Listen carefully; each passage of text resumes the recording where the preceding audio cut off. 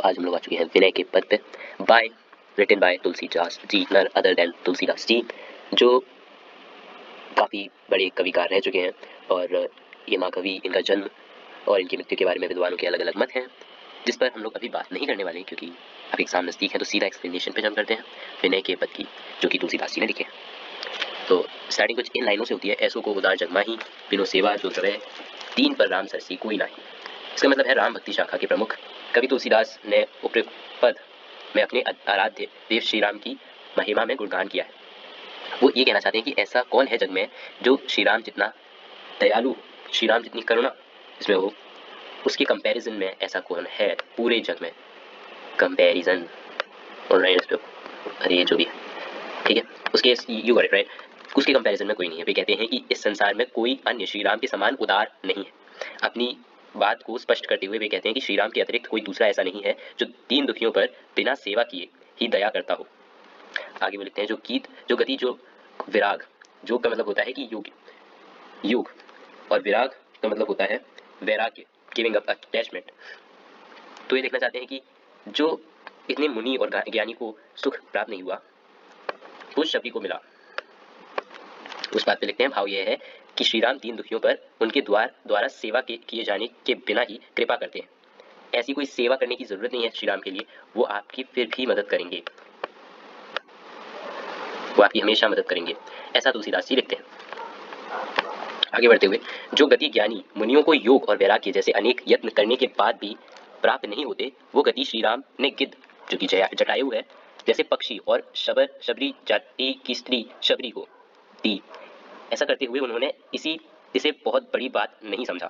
जिस संपत्ति को लंकापति रावण ने अपने 10 सिरों को शिव पर चढ़ाने के बाद प्राप्त किया, जो संपत्ति 10 सिर वाले रावण ने अपने 10 सिरों को शिव जी को भेंट करने के बाद प्राप्त की, वही संपत्ति श्री राम जी ने विभीषण को दे दी। उसी संपत्ति को अत्यंत संकोच के साथ उन्होंने विभीषण को प्रदान कर दिया। तुलसीदास कहते हैं कि हे मन, अब यहाँ पे वो अपने मन को बताते हैं कि हे मन, यदि तू सब प्रकार के सुख प्राप्त करना चाहता है तो उन सभी की प्राप्ति श्री राम की कृपा से ही संभव है। इसलिए तू राम का भजन कर, ठीक है।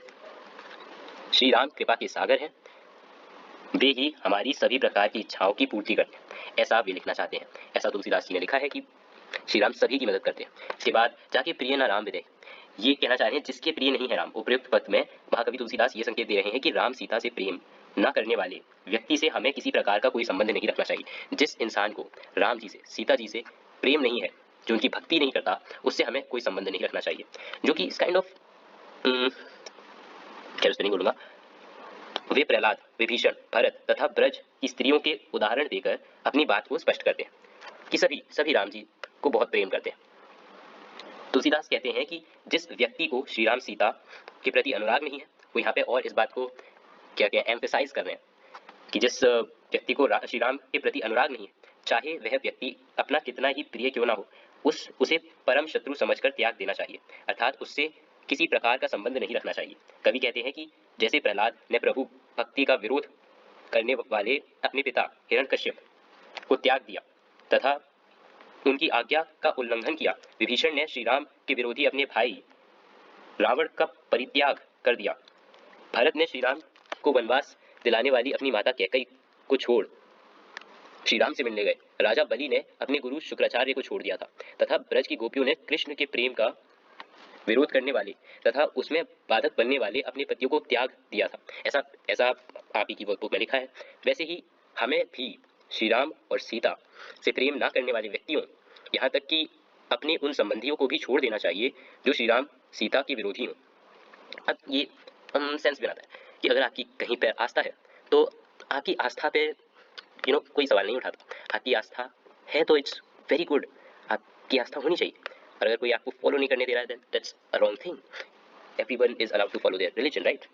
तो यही वो कहना चाह रहे हैं। ऐसे सुर में ना काजल को आंख में लगाने से क्या लाभ, मतलब ऐसे काजल को आंख में लगाने से क्या लाभ जिसका प्रयोग करने पर आंखें ही फूट जाए। इतना ज्यादा काजल थोड़ी ना लगाया जाता। भाव यह है कि श्री राम सीता के विरोधियों से प्रेम करने तथा संबंध बनाने पर हानि होती है। तुलसीदास कहते हैं कि आप ही हर्ट होगे, अगर ऐसा करोगे तो आप ही हर्ट हो जाओगे। So just look at yourself, है ना। तुलसीदास जी कहते हैं कि उनकी ऐसी सम्मति है कि जिसका राम सीता से स्नेह है उसे उसी से परम हित होता है। मतलब वो उनके मत का है, वो उनका बहुत अच्छा दोस्त हो जाएगा जो राम सीता जी से प्रेम करते हैं। सिंपल है। तुलसीदास जी जो राम जी के बहुत बड़े भक्त थे, उन्होंने ये लिखा है और हम तो शायद इमेजिन भी नहीं कर सकते कि कितना सोच कर और कितना प्रेम से उन्होंने राम जी के लिए ये चीज़ लिखी होगी।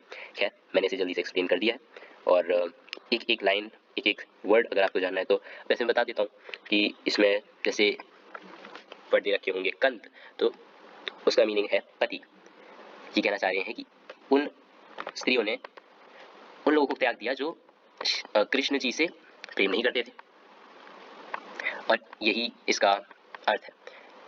बहुत अच्छा लिखा है और ये हम सभी जानते होंगे तुलसीदास जी को, ये बहुत अच्छे कवि रह चुके हैं और इससे ज़्यादा शायद अब बहुत एक्सप्लेनेशन का टाइम इज़ ओवर, तो बस हो गया, जाओ।